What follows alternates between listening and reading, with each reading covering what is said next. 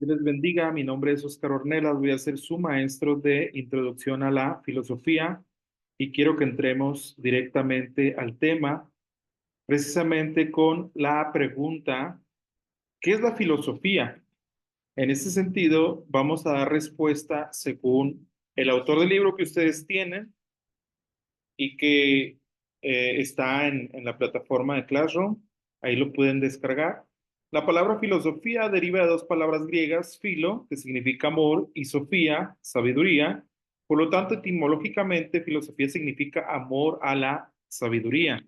Los primeros hombres que en la Grecia antigua se dedicaron al estudio de la naturaleza fueron llamados sofi y sofiste o sofistae, es decir, sabios, y se atribuye a Pitágoras el haber inventado la palabra filosofía. Así lo relata Cicerón. Esto es una palabra que surge en la antigua Grecia y que en la actualidad todavía la conocemos y que todavía se sigue estudiando, pero esta es la raíz de la palabra, ¿verdad? Este es el significado de la palabra filosofía, amor a la sabiduría, y pudiéramos preguntar a quién se le atribuye el inventar la palabra. Pitágoras es quien inventa la palabra, ¿verdad? El origen y el objeto de la filosofía como objeto de estudio, valga la redundancia, la filosofía nace como una búsqueda del saber, como una indagación racional que prescinde de las explicaciones religiosas para investigar el origen último de todas las cosas. El filósofo reflexiona sobre la realidad y trata de explicarla en forma coherente. Por lo tanto, la filosofía se origina en la innata curiosidad humana por comprender todas las cosas y por eso es tan antigua como el hombre. Sin embargo, es en Grecia, en el siglo séptimo antes de Cristo, cuando se comienza a estudiar de manera formal y metodológica. Es decir, que el origen y el objeto de la filosofía es conocer el origen, valga la redundancia, de todas las cosas, del hombre, del universo, de la naturaleza, de los fenómenos climáticos, naturales, de las especies, de todo lo que implica la reflexión humana buscando una respuesta como tal, ¿verdad? En este sentido, pues debemos de entender la filosofía como que es el estudio de las preguntas que el ser humano se hace respecto a todo lo que existe. La filosofía y la teología tienen un vínculo que en este caso, en el lado izquierdo de la pantalla, podemos encontrar algunos dioses de la mitología griega. Nosotros no le llamamos teología a a los dioses griegos, sino mitología, porque mito es algo que es mentira o es una invención, y teología está más relacionado con el estudio de un Dios verdadero. En el pensamiento prefilosófico, los griegos explicaban todas las cosas recurriendo a causas sobrenaturales. Ante la perplejidad, daban rienda suelta a la imaginación, prescindían de la observación y el razonamiento e interpretaban la realidad a través de mitos. Por eso le llamamos mitología. Y aquí a la izquierda, con la flechita estoy señalando algunos personajes mitológicos de Grecia. Los mitos eran el conjunto de historias fantásticas con las que trataban de explicar desde los orígenes del universo hasta la situación y esperanza del hombre. Estos relatos narraban las peripecias de los muchos dioses que poblaban el panteón griego, los cuales personificaban a las fuerzas de la naturaleza. Poseidón, perdón, era el dios de los mares, Eolo, el de los vientos, y los consideraban como la causa y razón de todas las cosas. El poeta griego Homero, en la Odisea, pone en boca de Zeus la queja de las divinidades por la facilidad con que los hombres lo responsabilizaban de sus males. Es de ver cómo inculpan los hombres sin tregua a los dioses, acechándonos todos sus males, achacándonos, perdón, todos sus males, y son ellos mismos los que traen por sus propias locuras su exceso de penas. Entonces la mitología surge en Grecia con este contexto, ¿verdad? Para tratar de explicar el origen de todas las cosas. La filosofía prescindió de las explicaciones míticas, es decir, fantásticas, no necesariamente reales o verídicas, rechazando todo tipo de revelación sobrenatural. En esto radica también la diferencia entre el pensamiento filosófico y el teológico. El caso de Job, por ejemplo, el patriarca bíblico puede ilustrar sobre este particular, la tremenda prueba que atravesó este piadoso varón, arquetipo de la paciencia, lo lleva al estado de perplejidad del que hemos hablado y se hace de las mismas preguntas que el filósofo. ¿Qué es el hombre para que lo engrandezcas y para que pongas sobre él tu corazón y lo visites todas las mañanas y todos los momentos lo pruebes? Esa es una pregunta filosófica que encontramos en la historia de Job, que cabe mencionar. Job es el libro más antiguo que se registra de toda la Biblia, más que el Génesis, más antiguo que el Pentateuco.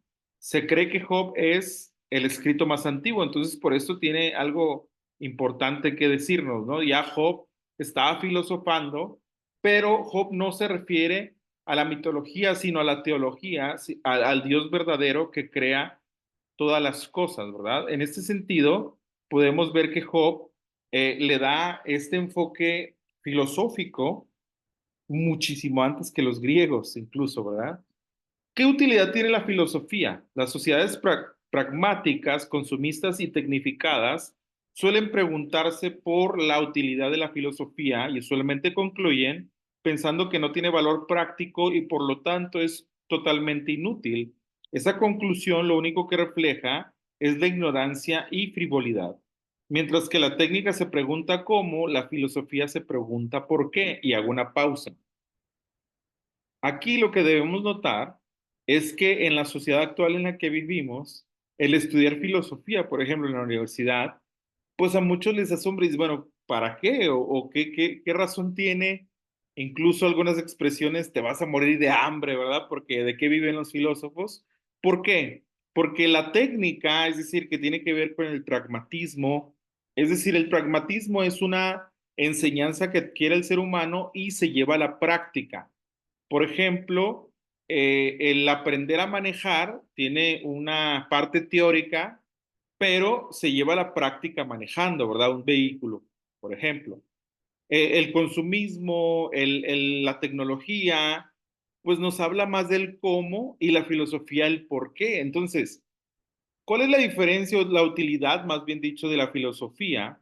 Pues su respuesta, obviamente la pregunta es distinta porque no pregunta la filosofía cómo se hacen las cosas, cómo funcionan, sino por qué. ¿Por qué funcionan? ¿Por qué están ahí? Por lo tanto, la técnica se ocupa de lo instrumental, mientras que la filosofía se hace planteos más profundos, serios y universales. El pensamiento filosófico fomenta el cuestionamiento, la búsqueda de la verdad a través del análisis crítico y exige siempre respuestas lógicas. La filosofía, por lo tanto, desarrolla en el hombre su capacidad de pensar, su capacidad o la capacidad de la diferencia del animal, es decir, ¿por qué es diferente un ser humano a un animal? Porque es pensante el ser humano, no soluciona los problemas, pero despeja el pensamiento de las falsas obsesiones que pueden limitarlo o esclavizarlo, produciendo una purificación intelectual que permite al hombre concentrarse en los problemas fundamentales. Es decir, la humanidad o la vida humana está íntimamente ligada a la filosofía, de forma tal que es muy difícil saber cómo se influencian mutuamente. Entonces, nosotros todo el día y todos los días estamos filosofando, ¿verdad? Por eso Gambra, al hablar de la utilidad de la filosofía, concluye afirmando que puede decirse con toda propiedad que la más profunda historia de la humanidad puede escribirse, es la de la historia de la filosofía, ¿verdad? Entonces, en este sentido, el ser humano desde que nace se empieza a cuestionar el porqué de las cosas. Por lo tanto, la filosofía tiene sus orígenes en la pregunta ¿por qué? Cabe mencionar que, como veíamos hace un momento, el cómo o el para qué son respuestas que pueden dar la tecnología, el pragmatismo, pero el por qué es esencial de la filosofía. Y es aquí donde entramos a la primera parte de la filosofía antigua. Cabe resaltar que del primer bloque del que acabamos de hablar, que es la introducción, Pues definitivamente tengo que preguntarles como tarea, ¿qué es entonces la filosofía? ¿Y cuál es la utilidad, verdad, de la filosofía? Y en esta primera parte vamos a ver la filosofía antigua, la filosofía griega, los presocráticos, es decir, los que están antes de Sócrates. En el siglo séptimo antes de Cristo se produce un cambio significativo en el pensamiento griego. Hasta ese momento los griegos habían explicado desde el origen del universo hasta la conducta individual a través de los mitos, de la mitología, lo que veíamos ahorita. Pero a partir de este siglo se llevan a cabo diversas transformaciones que originarían el pensamiento filosófico occidental. ¿Y cuál es la primera escuela de pensamiento o de filosofía? La escuela jónica. Los primeros filósofos reflexionan sobre la naturaleza tratando de hallar un principio que la explique. La naturaleza era la más inmediata y tangible y constituía en sí un misterio. No era caótica, estaba gobernada por leyes precisas y si bien cambiaba constantemente, lo hacía con armonía.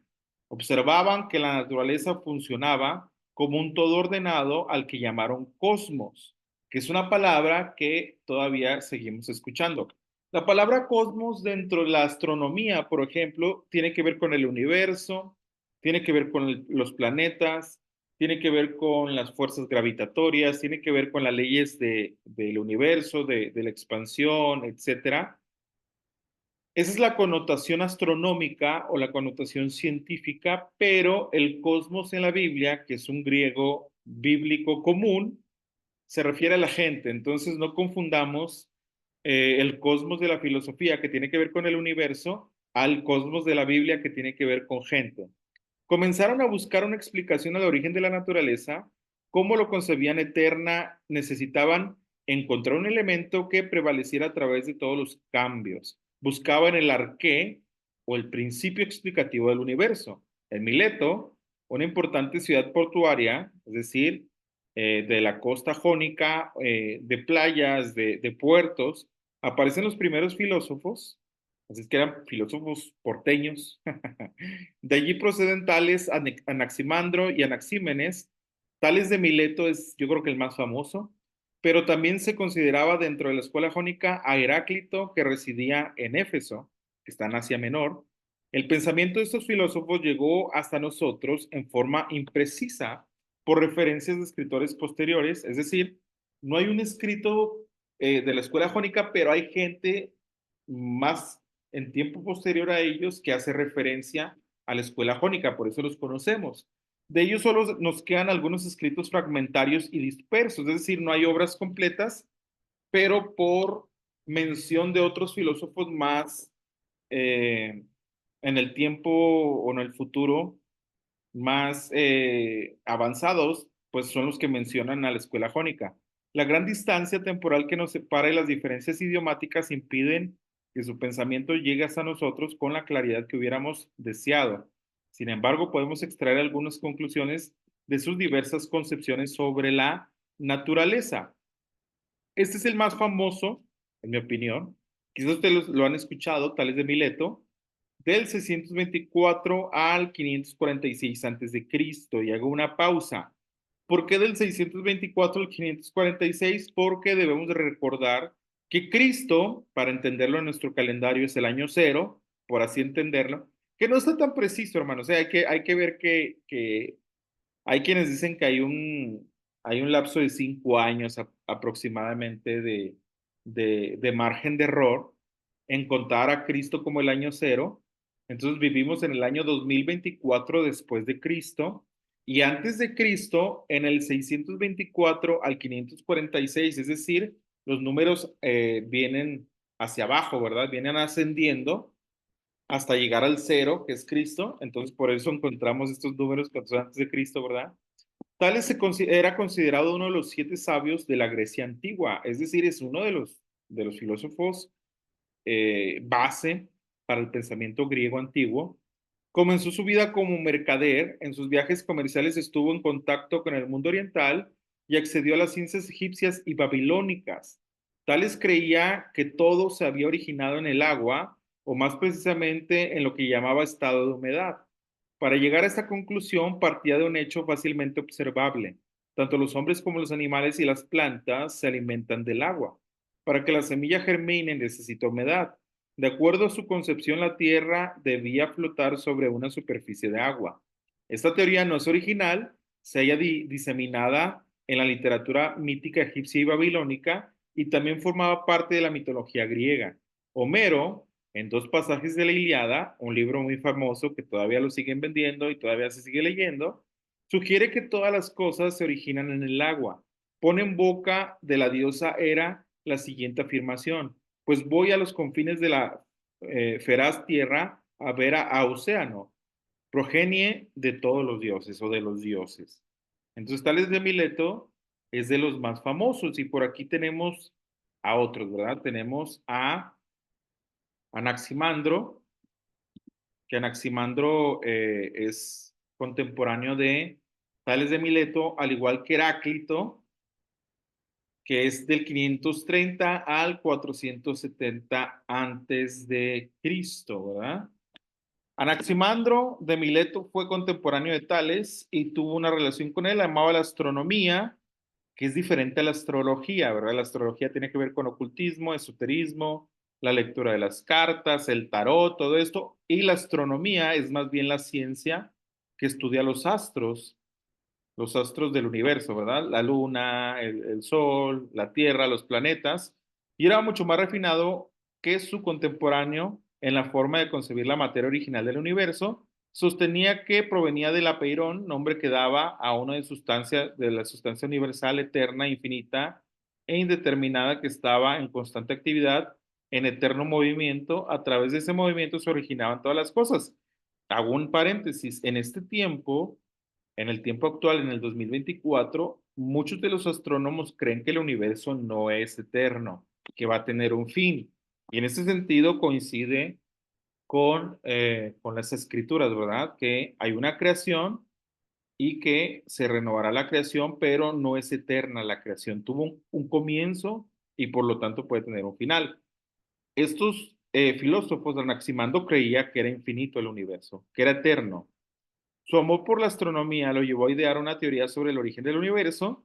Lo caliente había envuelto con una cáscara de fuego al aire frío que rodeaba la Tierra. Posteriormente, esa cáscara se rompió, formando círculos y generando todos los cuerpos celestes. Estas son sus hipótesis, por así decirlo, del universo, ¿verdad? Heráclito, por lo tanto, es un filósofo que reside en Éfeso, no está en Mileto, y pertenecía a la aristocracia.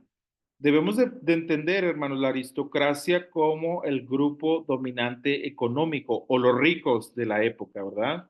O que se codean con los príncipes o que son príncipes reyes, son potentados o gente de, de mucho poder en la época. Entonces, la aristocracia debemos de entenderla como la clase alta dominante de la época de estos filósofos. Todavía se menciona, ¿verdad? Un poquito, por ejemplo, la aristocracia mexicana, ¿no? Y pudiéramos referirnos a, no sé, a Carlos Slim, a los grandes empresarios que son millonarios, ¿no? Esa es la idea que debemos de tener de la aristocracia. Por algunas referencias que llegan hasta nosotros, percibimos que no simpatizaba con la democracia y tenía un marcado desprecio por la plebe. Escribía de tal forma que la gente común no le entendía, por lo cual le pusieron por sobrenombre el oscuro de Éfeso.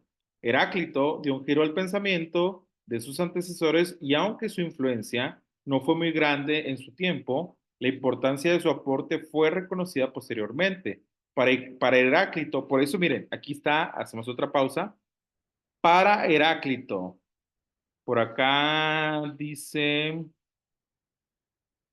amaba la astronomía, su amor por la astronomía, muy bien, en el caso de Anaximandro, pero casi siempre vamos a encontrar esta palabra para Heráclito, es decir, para su forma de pensar, todo fluye con lo que quería expresar que todo está sujeto al devenir.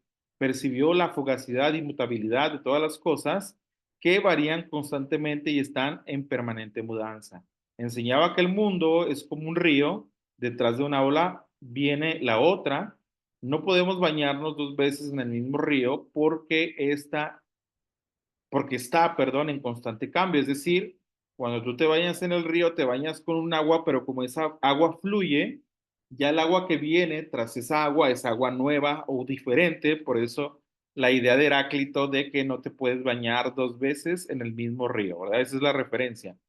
Después surge la escuela pitagórica, Pitágoras, que es uno de los famosos, ¿verdad? Por el teorema de Pitágoras, tiene que ver con matemáticas, números, todo esto.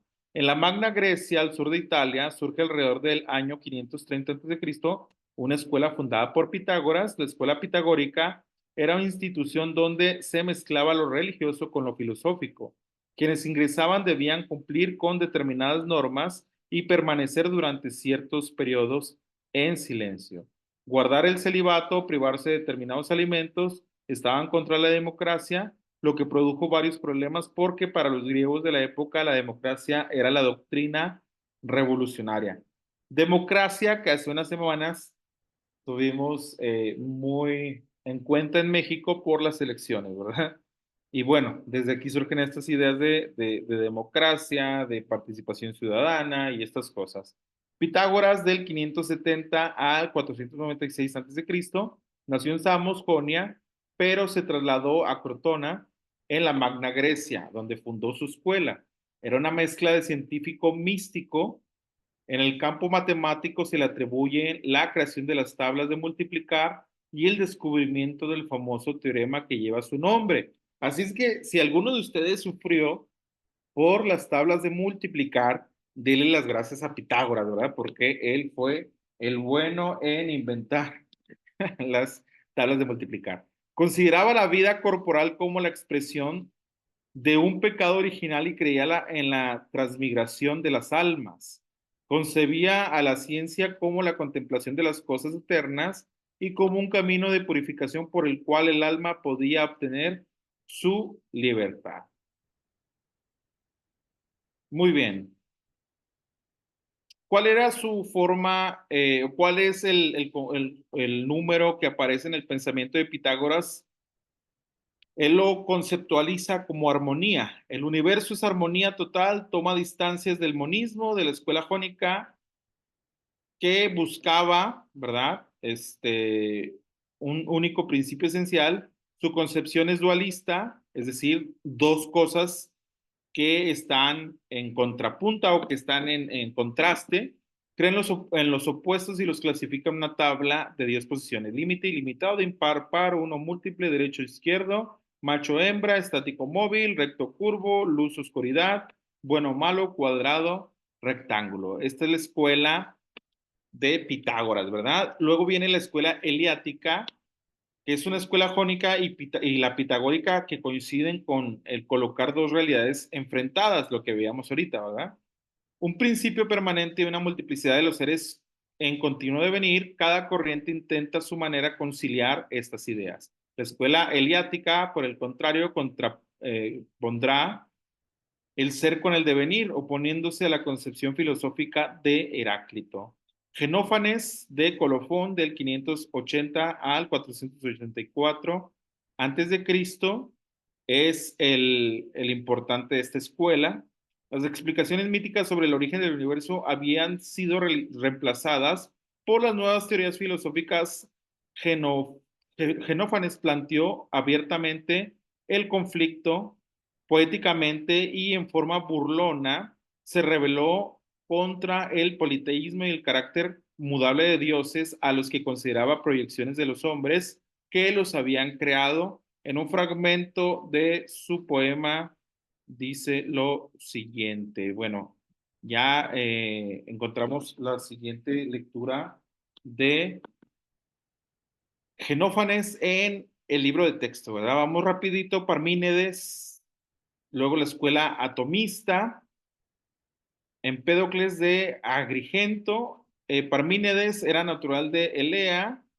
¿Qué pensaba Parmínides? Piensa que para que algo fluya tiene primero que existir, tiene que tener un sustrato permanente, el ser. De aquí ya surgen las ideas del ser, del alma y de todas estas cosas, ¿verdad? La escuela atomista, a mediados del siglo V a.C., vivieron los filósofos Anaxágoras, Empédocles y Demócrito, que trataron de resolver el problema de la estructura de la materia y de la naturaleza de las partículas materiales que componen todas las cosas. Como consecuencia, quisieron desentrañar el misterio del movimiento y sus causas. Empédocles de Agrienta, que está situado en el año 494 al 434 antes de Cristo. Pertenecía a la familia aristocrática que mencionamos ahorita, ¿verdad? Aristocracia es gente poderosa, gente de dinero, tiene que ver con los príncipes, con los potentados, los reyes, etcétera, pero era un ferviente partidario de las ideas democráticas, conocía y simpatizaba con el pensamiento de Parménides, perdón, y estaba al tanto de las investigaciones de los filósofos jónicos y no ignoraba los estudios de Pitágoras. La originalidad de su pensamiento reside en que, mientras sus antecesores pensaban siempre en un elemento original único, el agua, el aire o el apeirón, Empédocles sostenía que son cuatro las sustancias fundamentales que constituyen el principio de todas las cosas: fuego, aire, agua y tierra, que no está muy lejos de lo que se piensa en la actualidad. Dos fuerzas opuestas actúan sobre ellas: el amor y el odio, o la simpatía y la antipatía. Por la acción de estas fuerzas, las cuatro sustancias fundamentales se combinan o separan, dando origen a una infinita variedad de formas. Conclusión: la tarea de los filósofos presocráticos es admirable. Utilizando como única herramienta de razón, se lanzaron a la apasionante aventura de desentrañar los misterios del universo y de la vida. No podemos ignorar el valioso aporte que hicieron y tenemos que reconocer que hasta el presente muchos de sus conceptos son utilizados en diferentes campos del conocimiento. El problema fundamental que plantearon fue la cuestión del arqué, el principio de todas las cosas, al buscar desentrañar el misterio que había detrás de lo que percibían, pensaron en un origen esencial. Siguiendo ese camino, llegaron hasta concebir el logos que gobierna y da sentido a todas las cosas, y forzosamente tuvieron que reconocerle atributos que solo pueden pertenecer a la divinidad, ¿verdad? En este sentido, pues, en conclusión de los presocráticos, encontramos que muchos de sus pensamientos todavía siguen hasta la actualidad. Muy bien, estos fueron los presocráticos, ¿verdad? Y pues continuamos con el capítulo 2, que tiene que ver con filosofía griega también, los sofistas y Sócrates. En la segunda mitad del siglo V antes de Cristo, Grecia vive en su edad de oro respecto a el conocimiento, la filosofía, todo esto. Luego de la victoria sobre los medos persas, hay que remontarnos a la historia bíblica: primero los egipcios, luego los babilonios, luego los medos persas, y Grecia es quien tiene la victoria sobre los persas. Atenas confederó a las ciudades marítimas en la Liga de los Delos y armaron una poderosa flota que expulsó a sus enemigos del mar Egeo. Pericles, el reputado político y reformador griego, desde Atenas dirigía las ciudades que integraban la Liga y convirtió a su ciudad en la más poderosa de Grecia. Durante su gobierno florecieron las artes, las ciencias y se profundizó el proceso de democratización, ¿verdad? Atenas, por lo tanto, era la ciudad importante en este tiempo. La democracia griega era muy particular, solo el 20% de sus habitantes eran considerados ciudadanos, es decir, con derechos libres a votar y a tener acceso a cargos públicos. Para que estos ciudadanos libres pudieran dedicarse con comodidad a la política, se incrementó el número de esclavos, que llegaron a representar el 50% de la población total. Es decir, si hay democracia, pero no similar a la que tenemos en la actualidad, ¿verdad? Que la mayoría con una credencial de elector puede elegir a sus gobernantes. En aquel tiempo era solamente un porcentaje del 20% y después del 50%. Luego aparecieron los sofistas, que eran maestros dedicados a enseñar disciplinas humanistas como retórica, dialéctica, derecho y política, y encontraron un mercado de hombres ávidos por obtener poder y adquirir influencia. Los sofistas trabajaban principalmente entre los comerciantes ricos, a los que le cobraban por enseñar. el ared o la virtud, que eran en aquel tiempo pues las grandes enseñanzas. Muchos eran contratados como maestros para los jóvenes, pero contra lo que podamos imaginar, los sofistas llegaron a tener una concepción muy particular de lo que era la virtud. Para ellos era la habilidad para rebatir los argumentos contrarios y sostener los propios, haciendo abstracción de la verdad. Lo más importante era alcanzar los objetivos sin importar los medios utilizados. Justificaban cualquier recurso que lograra el fin que se habían propuesto. Entonces, el pensamiento de los sofistas, ¿verdad? Tiene que ver eh, con la perversión del pensamiento. Voy a compartir pantalla ahorita en un momento. Este vocablo sofista deriva de sabiduría y ellos consideraban la sabiduría a sí mismos como sabios, ¿verdad? Voy a compartir la pantalla para que vean el escrito. Pero con el tiempo la palabra sofista pasó a ser una palabra peyorativa, es decir, ofensiva. ¿A qué punto? A utilizarla hoy en día como designar a alguien que utiliza razones o argumentos aparentes, sofismas, con los cuales defiende lo que es falso. Entonces, se reinvirtieron los papeles, ¿verdad? Empezaron los sofistas con la búsqueda de la verdad, pero se fue modificando a tal punto de que defendían lo que era falso. En realidad, a los sofistas no deberíamos considerarlos como filósofos, porque el filósofo ama la sabiduría, mientras que los sofistas renegaban de la sabiduría y amaban la retórica, la argumentación y el éxito. El pensamiento autónomo siempre encierra riesgos y los sofistas demostraron la peligrosidad del razonamiento cuando se independiza de los valores, es decir, cuando hay conocimiento pero no hay valores, pues es un peligro, ¿verdad? El apóstol Pablo escribe a los colosenses sobre las influencias perniciosas del pensamiento sin contenido y dice, mirad que nadie os engañe por medio de filosofías y huecas sutilezas, según las tradiciones de los hombres, conforme a los rudimientos del mundo y no según Cristo, ¿verdad? Y viene pues Sócrates y Platón, que enfrentaron a los sofistas y enfatizaron la importancia de los valores morales. Este último argumentaba que su habilidad es la virtud más importante, entonces el mentiroso es mejor que el veraz y el ladrón es mejor que el ciudadano honesto, porque ambos sacan ventajas sobre su semejante utilizando sus habilidades. Entonces, la vida y metodología de Sócrates y de Platón vienen a contrarrestar las ideas de los sofistas.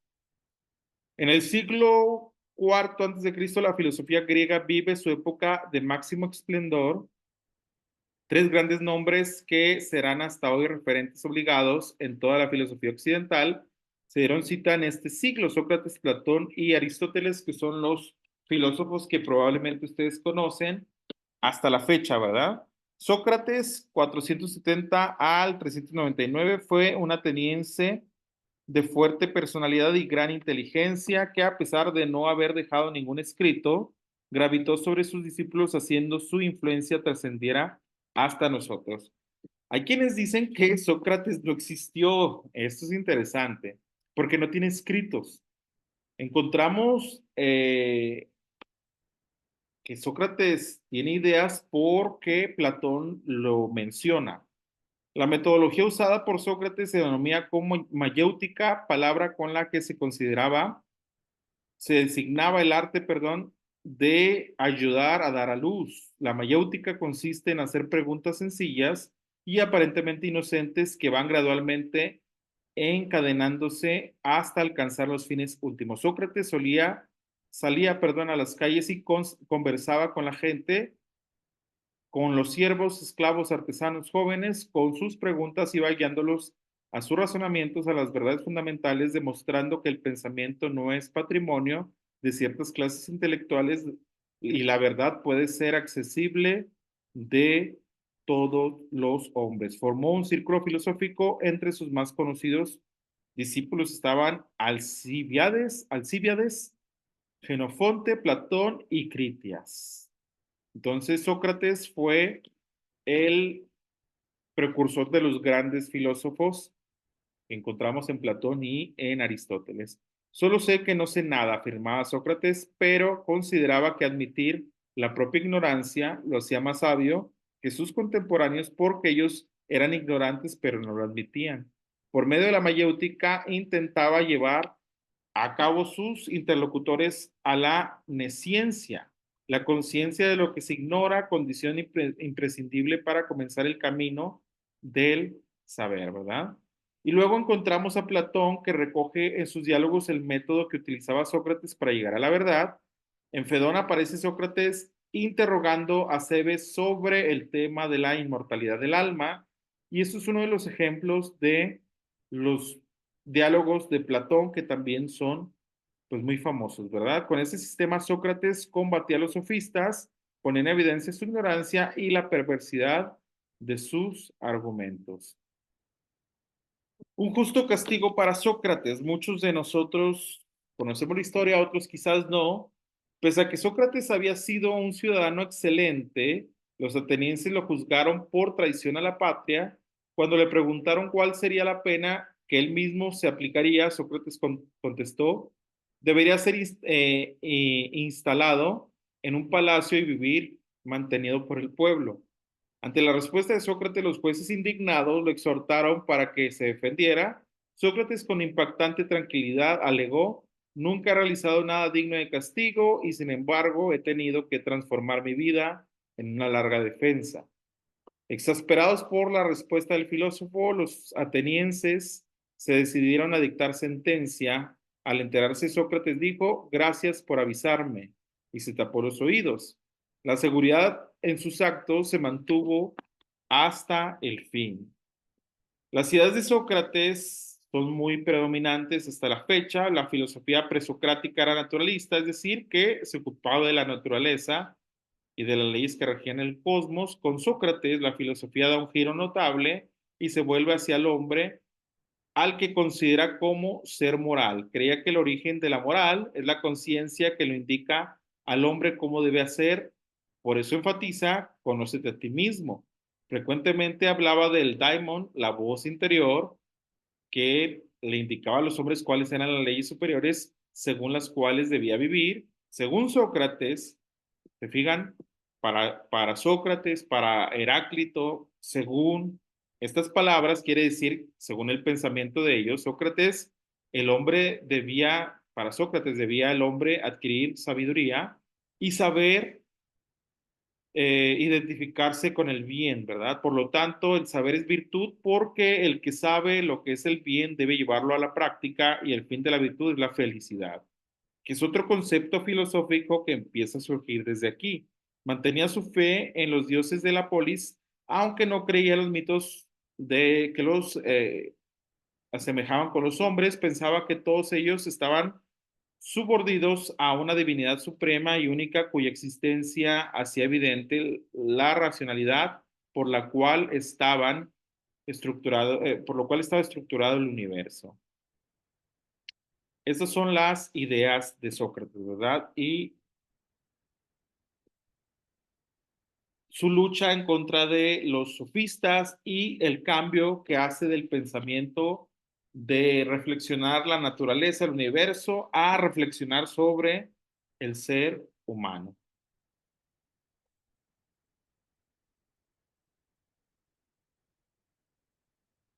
Pero nosotros, ¿qué creemos, hermanos? ¿Cuál es nuestro pensamiento? ¿Cuál es nuestra filosofía?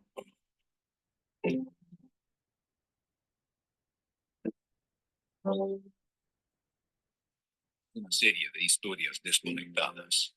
Es un solo narrativo en que cada historia y cada personaje señala a una persona que es más grande. La historia de Adán y Eva no se trata solo del primer hombre y la primera mujer. Hay un mejor y verdadero Adán que pasó la prueba en el huerto y cuya obediencia se nos confiere. Hay un mejor y verdadero Abel que fue inocentemente asesinado y cuya sangre clama por nuestra absolución en vez de nuestra condenación. Hay un mejor y verdadero Abraham quien contestó el llamado de Dios para dejar todo lo cómodo y familiar y salir al vacío a crear un nuevo pueblo de Dios. Hay un mejor y verdadero Isaac, el hijo de risa, de gracia, que no solo fue ofrecido por su padre en el monte, sino que verdaderamente fue sacrificado por nosotros.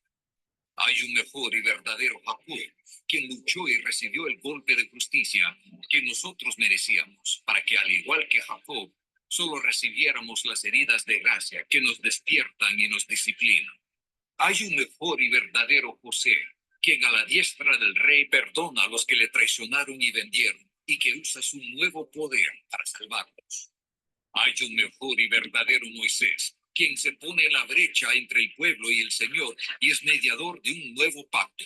Hay una mejor y verdadera peña de Moisés, la cual al golpearla con la vara de la justicia de Dios, ahora nos brinda agua en el desierto. Hay un mejor y verdadero Job, quien de veras sufrió inocentemente para después interceder por y salvar a sus amigos insensatos. Hay un mejor y verdadero David, cuya victoria se convierte en la victoria del pueblo, aunque ellos mismos ni siquiera levantaron una piedra. Hay una mejor y verdadera Esther, quien no solo arriesgó perder un palacio terrenal, sino que perdió su gran palacio celestial. No solo arriesgó su vida, sino que la entregó para salvar a su pueblo. Hay un mejor y verdadero Jonás, arrojado a la tempestad por el rescate de muchos. Hay un mejor y verdadero Cordero Pascual, inocente, perfecto, indefenso, inmolado para que pasara de largo el ángel de la muerte. Él es el verdadero templo, el verdadero profeta, sacerdote y rey, el verdadero cordero y sacrificio, la luz verdadera y el pan verdadero. La Biblia no es una serie de historias desconectadas, es un solo narrativo que nos señala a una persona, a Jesús.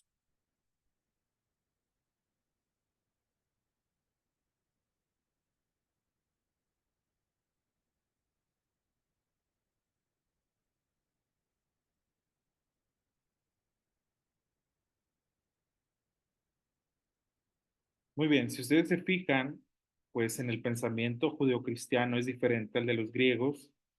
Aún Sócrates tiene muy buenas ideas, sin embargo, no logran dar como esa conexión, ¿verdad? Del origen de todas las cosas a dar un seguimiento lineal que en Cristo, en las Escrituras, sí encontramos. Entonces, Sócrates da inicio a los pensamientos de Platón con la mayéutica, que debemos entender la mayéutica como dar a luz.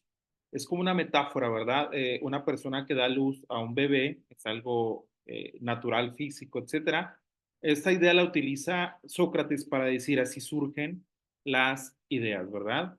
Y bueno, Platón viene a retomar las ideas de Sócrates porque es su discípulo, pero también Platón pues tiene una propuesta filosófica interesante que aportar, ¿verdad? A la filosofía griega, sobre todo en la antigüedad, y a muchas ideas que siguen circulando en la actualidad. ¿Quién es Platón?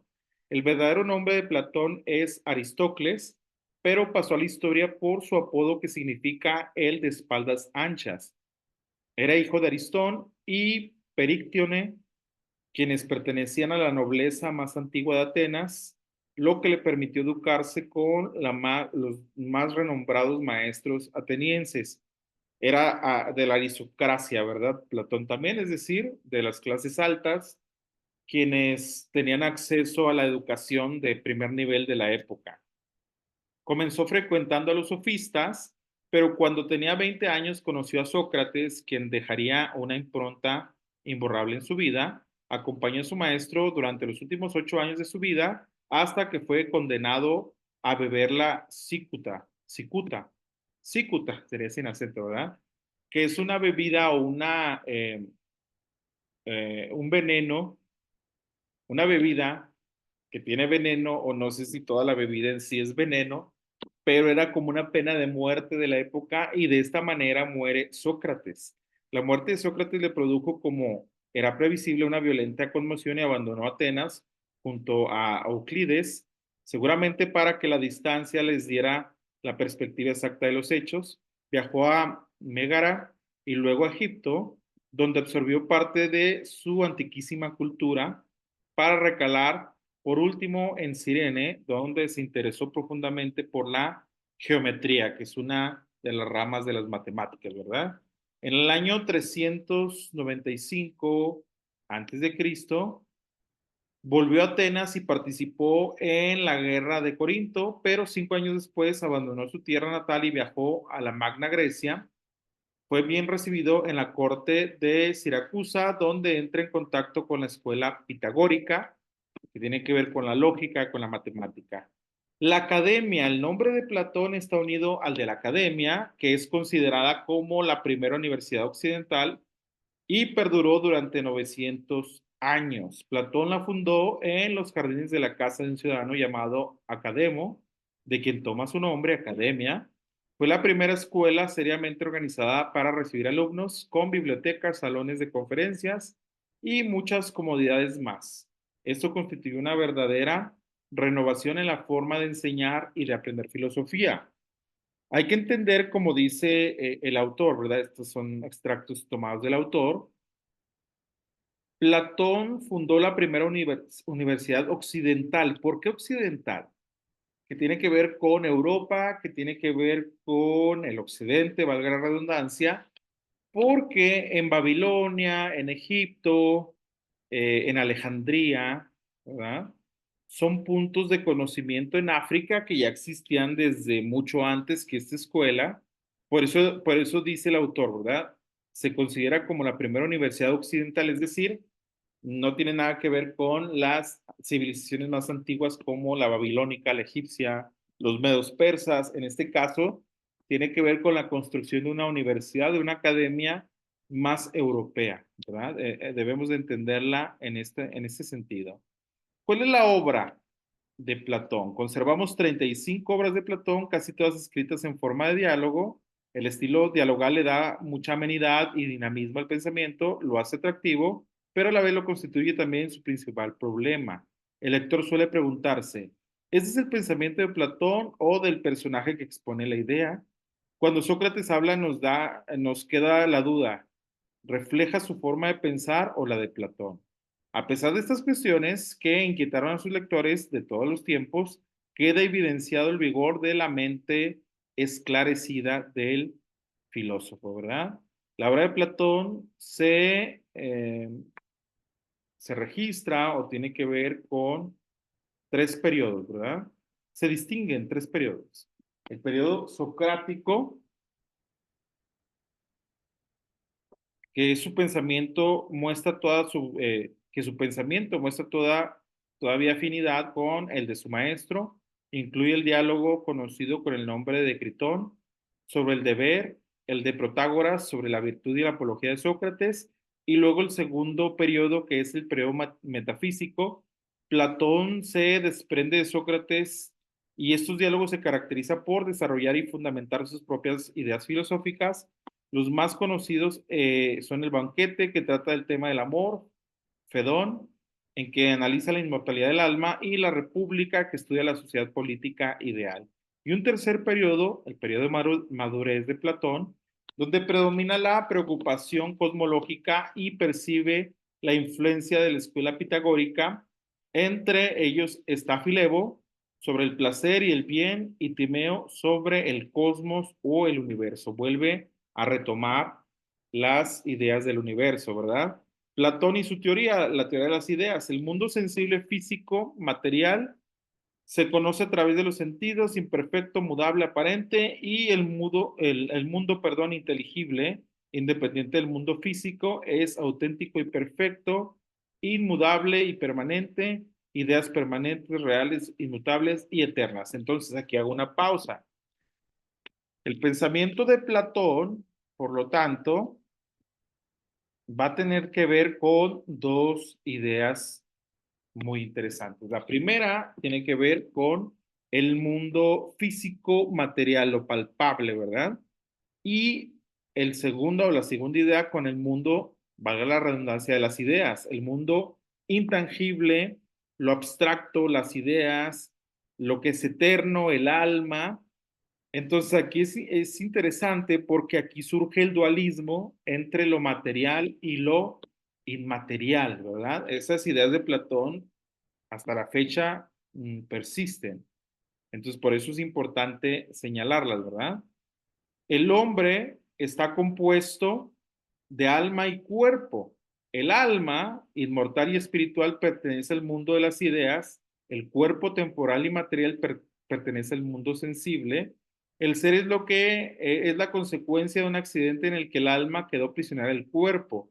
¿Cómo llegó el alma a este estado de esclavitud? Para Platón, cada ser humano existen tres manifestaciones del alma o tres tipos de alma. El alma racional es la parte superior y contiene el conocimiento de las ideas. El alma irascible es la parte de la fortaleza, permite que el hombre encare y supere sus problemas. El alma concupiscente es la más baja, está formada por apetitos y necesidades básicas. Entonces, estos son los tres conceptos que tiene Platón para el alma. Vamos a poner atención al siguiente video.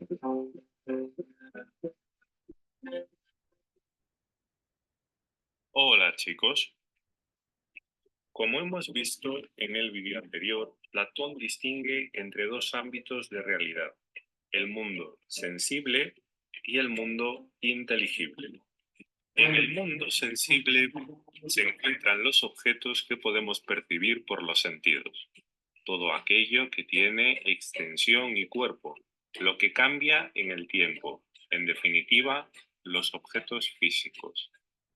En el mundo inteligible encontramos las formas o ideas. Platón cree que las ideas son el modelo de las cosas sensibles y que éstas, por tanto, no son más que una copia de las ideas. ¿Y qué características tienen las ideas? Para empezar, no tienen ninguna propiedad física. Son inextensas e incorpóreas. Es decir, no ocupan espacio y no tienen cuerpo. También son eternas e invariables. Siempre han estado ahí, son perfectas y no cambian.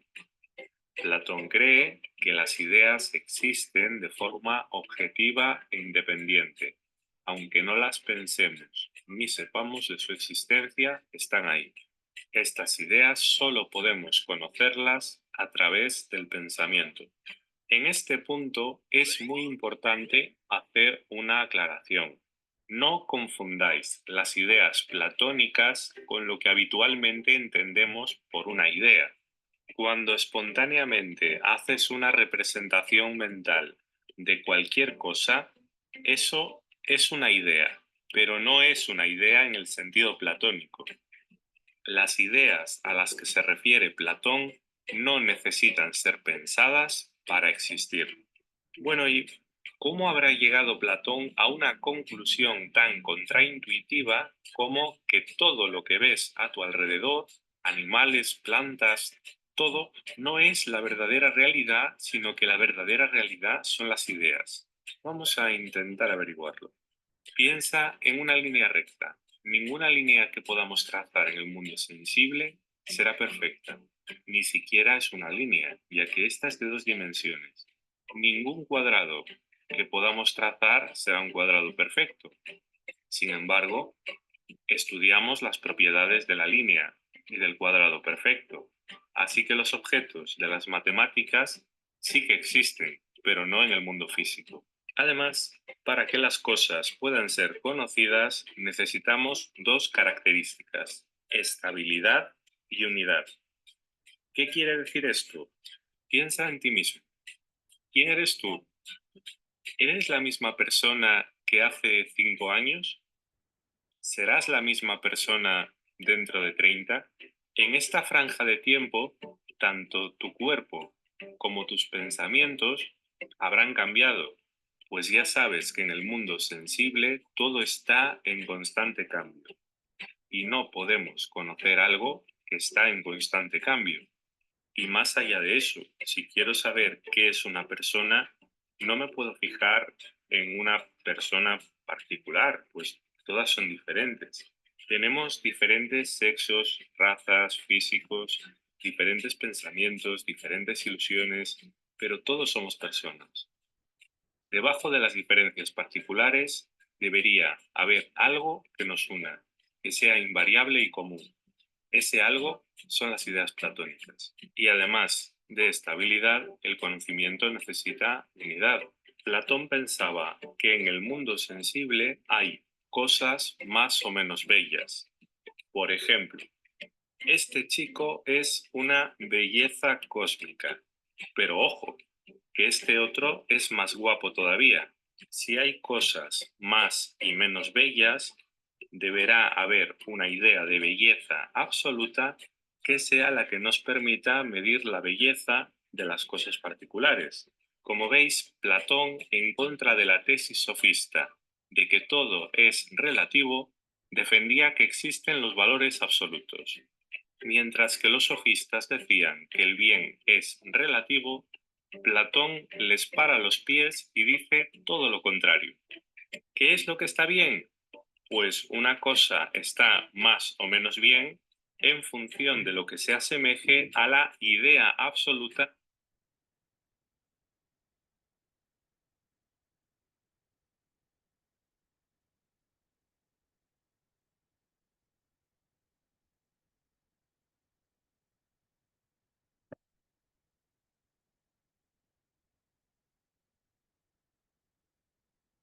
de bien.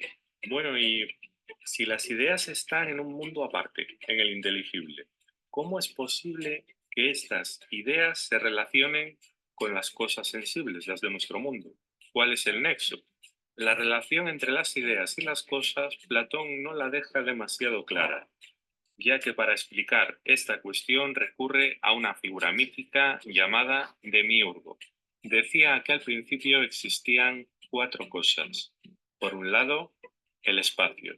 Por otro, la materia sin forma, en estado caótico. En tercer lugar, encontramos las ideas, que como ya sabemos son perfectas. Y por último, el demiurgo. ¿Y quién es este tipo? Pues el demiurgo es un genio ordenador. Da igual cuán desordenada esté tu habitación. Si llega el demiurgo y hace un chasquido, lo deja todo reluciente. Vamos, que este tipo es el sueño de toda madre o persona amante del orden. El demiurgo veía a un lado la materia desordenada y caótica, al otro las ideas perfectas. ¿Qué hizo? Pues lo que muchos estudiantes, copiar. Se fijaba en las ideas perfectas, las intentaba imitar, pero ya se sabe que a veces, aunque uno tenga las ideas muy claras y perfectas, en el proceso de copiar puede que nuestra obra no quede exactamente como esperábamos. Esto mismo es lo que le sucedía al demiurgo. Las copias que hacía no eran perfectas, así que ya sabes, si tienes alguna tara, échale la culpa al demiurgo. Vamos a pasar ahora a la alegoría o mito de la caverna. En una caverna había un grupo de personas prisioneras de nacimiento. Estaban encadenadas de tal modo que solo podían mirar un muro frente a ellos. No sabían qué había a sus espaldas. Detrás de ellos había una hoguera, así que la única referencia que tenían del mundo exterior eran las sombras que se proyectaban. Estas sombras eran su realidad, su mundo. Ahora bien, ¿qué sucedería si se liberara a un prisionero? En primer lugar, se daría la vuelta y vería que detrás de él había una hoguera. Después vería la salida de la caverna e indirectamente la luz del sol. Y al salir podría ver el sol directamente. Al principio se sentiría desorientado, al conocer que lo que él creía que era el mundo verdadero no eran más que sombras. Como veis, hay una simbología muy clara entre los elementos de la caverna y los distintos niveles de conocimiento que vimos en la línea dividida en el vídeo anterior. Las imágenes del fondo de la caverna se refieren al primer tipo de conocimiento, la imaginación, el conocimiento al que accede el prisionero recién liberado antes de salir de la caverna es la creencia. Cuando sale de la caverna, pasa del mundo sensible al inteligible, alcanzando el conocimiento racional. Y por último, el conocimiento dialéctico o filosófico, coronado por la idea de bien de la que depende todo el conocimiento. La idea de bien, Platón la representa con el sol y dice que es la idea más perfecta de todas. Pregunta: ¿estás seguro de que lo que conoces es certero o puede que sean sombras y que estemos en alguna caverna?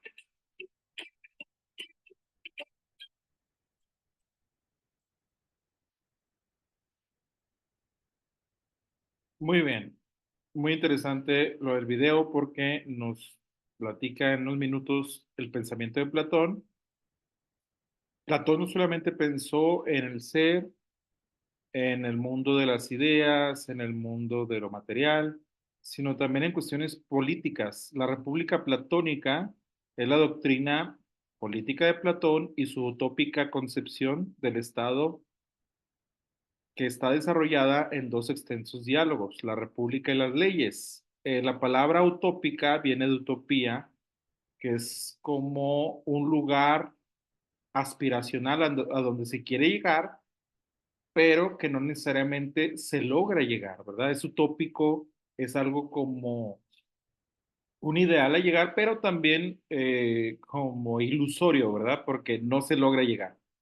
Entonces, para Platón, el Estado tiene que cumplir una función ética y debe velar por el bienestar de los ciudadanos, no en el aspecto material, sino espiritual. Tiene como misión elevar el nivel moral y espiritual de la sociedad.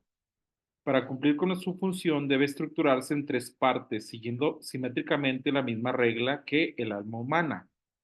Inciso A, razón, representada por una élite gobernante cuya misión, como en el caso del auriga, es dirigir a los demás.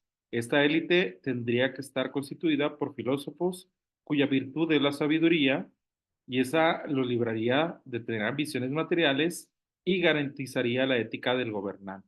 Esta élite o élite no poseería bienes personales, es decir, solamente serán servidores públicos sin nada a cambio. B, el coraje, representado por los guardianes o los soldados cuya virtud es la valentía. Destinados a defender el Estado, tampoco poseerían bienes, pero recibirían lo necesario para su subsistencia. Que debemos de recordar que quizás para Platón, en el caso de la razón y los filósofos que pueden gobernar sin recibir algo a cambio, es porque la mayoría de ellos son de la clase alta y tienen bienes materiales, entonces yo creo que por eso lo plantea así. Y el inciso C, apetitos, representado por los trabajadores manuales y comerciantes cuya virtud es la temperancia. Y su misión es producir los bienes necesarios para satisfacer las necesidades de los ciudadanos. Solo ellos poseerían la tierra. Entonces, para Platón, esta sería la república ideal, ¿verdad? Con sus leyes. El dios de Platón. Platón fue formado en medio del politeísmo griego. Muchas veces en sus obras hace referencia a los dioses paganos, utilizando el lenguaje religioso popular. Sin embargo, cuando expone sus propias ideas con profundidad, habla de un solo Dios al que identifica con el bien. Contrariamente a la sentencia de Protágoras, en el diálogo sobre las leyes sostiene que Dios es la medida de todas las cosas. Este Dios es espiritual, porque Platón concibe al principio creador como inmaterial. Sin embargo, en el Timeo, que expone el tema de la formación del mundo, no se refiere a su Dios como creador y no afirma en forma taxativa que Dios haya creado todas las cosas de la nada, sino que lo confronta con la materia que también es eterna. Tampoco queda claro si cree en un Dios personal o impersonal, pero pues ya tiene una idea un poco más al estilo o más al pensamiento judeocristiano, ¿verdad? No tampoco claro cómo cree, pero cree muy diferente a los otros filósofos. Para Platón, la filosofía es la ciencia de los hombres libres, solo hay un Dios y es el conocimiento y una maldad que es la ignorancia.